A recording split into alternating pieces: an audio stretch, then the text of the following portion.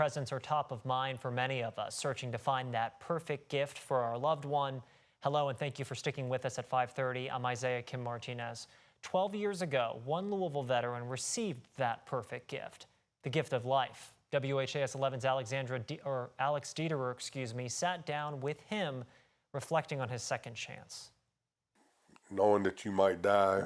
They say life is fleeting. Makes you start looking for a sense of purpose. For Billy Cockerel, that sense of purpose is rooted in family. You know, my wife and I have been able to share a full life. And service. Cockerel would have been part of Moore High School's first graduating class, but left school early to join the Army. When I turned 19, I volunteered to go to Vietnam, and I was one of the last ones there. The thing that made it so hard for the Vietnam veteran was that you come back alone. He returned home and built a life filled with service, children and grandchildren, and was met with an unexpected hurdle.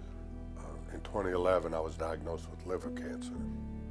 Cockerel needed a new liver. For 2 years after that initial diagnosis, he and his family went through the motions: blood work, MRIs, CAT scans, waiting for an organ transplant, until a ring came from the landline. This little girl with a squeaky little voice said, "Mrs. Cockerel, we have an organ for Mr. Cockerel. Are you interested?" I said, "Say yes."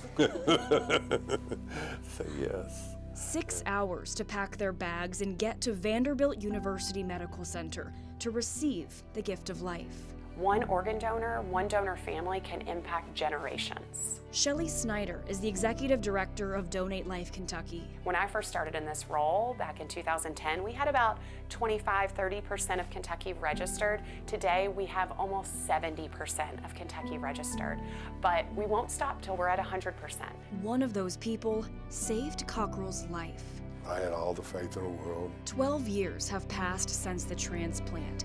Years filled with walking his daughter down the aisle, holding his grandbabies, and celebrating milestones. Hey. Moments that can't be measured. A few days after Christmas, I'll have 44,500 days since the day I got my transplant. But the minutes spent living his life can.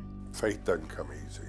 A sense of purpose, something Cockerel started looking for years ago and ended up finding all around him. Be in the present moment. You know, if you're afraid, you're in the present.